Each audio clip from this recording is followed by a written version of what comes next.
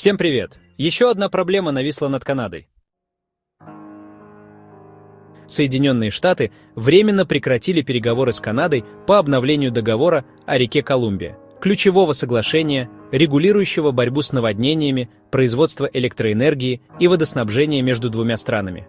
Этот договор, действующий уже 61 год, критически важен для управления одним из крупнейших водоразделов Северной Америки.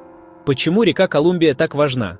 Река Колумбия берет начало в Британской Колумбии и впадает в Тихий океан на границе штатов Орегон и Вашингтон. Ее воды обеспечивают около 40% гидроэлектроэнергии США и почти половину гидроэнергии Британской Колумбии. Договор 1964 года был заключен после разрушительных наводнений, которые в середине 20 века уничтожили целые города по обе стороны границы. По текущим условиям Канада контролирует сток реки через свои плотины, обеспечивая США стабильное водоснабжение и защиту от наводнений. США взамен делятся с Канадой половиной дополнительной электроэнергии, вырабатываемой благодаря регулированию реки.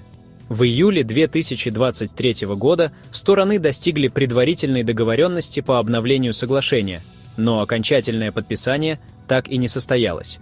Обновление договора сократило право Британской Колумбии, в то время как США взяли на себя большую ответственность за контроль за наводнениями. Теперь американцам придется поддерживать более низкие уровни водохранилищ в качестве запаса прочности со своей стороны. Теперь администрация Дональда Трампа заявляет, что договор несправедлив к США и требует пересмотра условий. Новая версия договора предполагает серьезные уступки со стороны Канады. Сокращение доли Британской Колумбии в доходах от продажи электроэнергии с 37% сейчас и до 50% к 2033 году. Потери провинции могут составить более $100 миллионов ежегодно. В прошлом месяце был опубликован бюджет Британской Колумбии и пересмотренный прогноз доходов провинции от продажи выгод, полученных в результате использования ресурсов нижнего течения в рамках договора по реке Колумбия. В бюджете прошлого года предполагалось, что доходы Британской Колумбии за 3 года составят $1 миллиард 400 миллионов. В этом году прогноз на те же 3 года составляет $940 миллионов, что на треть меньше. Новые демократы не уточнили, в какой степени падение доходов связано с прошлогодним пересмотром льгот.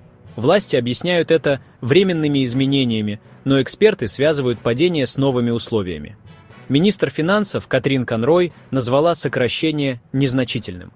Премьер Дэвид Эбби заявил, что потери покрываются за счет США. Но американские СМИ раскрыли, что Канада теряет более $100 миллионов ежегодно.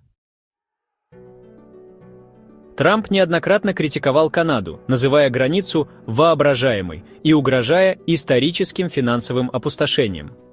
В феврале 2024 года он включил договор в список претензий во время разговора с бывшим премьер-министром Джастином Трюдо. При этом Канада не может быстро выйти из договора. Для этого требуется 10 лет уведомления. Британская Колумбия отказывается от ответных санкций, так как ее доля в энергосетях США незначительна. Что дальше? Министр энергетики Британской Колумбии Адриан Дикс заявил, что провинция готова отстаивать свои интересы, но предпочитает диалог.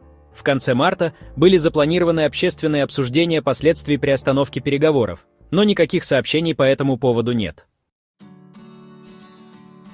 Пока стороны сохраняют временное соглашение от ноября 2023 года, но будущее договора остается под вопросом. Если США настоят на ужесточении условий, Канаде придется либо соглашаться на новые уступки, либо готовиться к длительному конфликту. Жестокие антиканадские выпады вызывают беспокойство, но мы будем бороться, подчеркнул Дикс. А каково ваше мнение об этой назревающей проблеме? Заставит ли стратегия Канады Трампа отступить? Напишите свои мысли в комментариях ниже. И не забудьте поставить лайк, подписаться и нажать на колокольчик, чтобы быть в курсе последних новостей. Всем спасибо и до встречи!